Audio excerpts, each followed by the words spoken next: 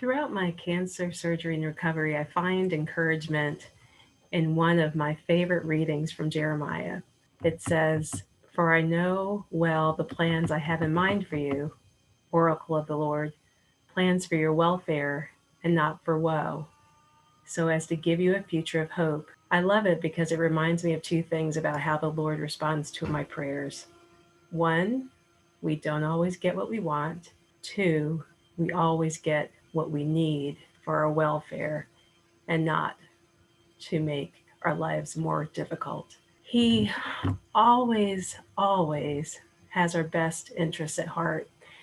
When I think of what I love most about today's gospel reading, it's the beautiful way in which Jesus describes how the Lord responds to us and our prayers with love, knowing our hearts and showing his resolve to give us what we need to do his will. Those who know me well know that I am achievement oriented. I'm a go getter. With a set of goals and a checklist in my hands, I feel invincible. But after my breast cancer diagnosis recently, I became very anxious. Why is that? Well, I felt as though COVID and now cancer hijacked my objectives and plans for 2020.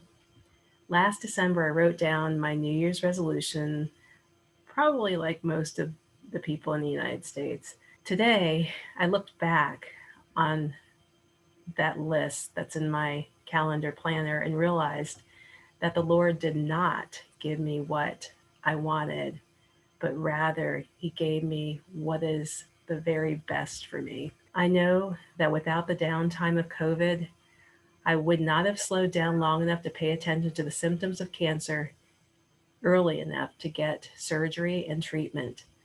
Thanks to God, He did not do what I asked. Jesus teaches that we should pray with faith and insistence and never give up, knowing that we may not get what we think we want, but we will always get what is best for us. To illustrate this, Jesus uses two wonderfully powerful metaphors, asking essentially, if I were to ask a best friend for 3 loaves of bread, she would leave me with exactly what I wanted, and at the very least, try her very best to use her resources to help. And a good father also looks out for our best interests. A good father does not give you a dangerous snake or a stinging scorpion if you ask him for the essentials or even something tasty to eat.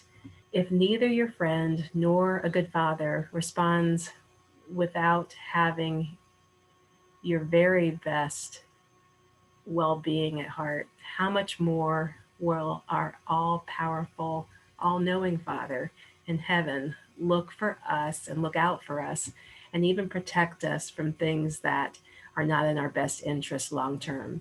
Isn't it a relief to know that our prayers, our rosaries, our countless novenas are heard by our Heavenly Father? Yet, He only gives us what's best for us. Let's not lose hope when it looks like things are not going in our favor. The Lord knows what we need.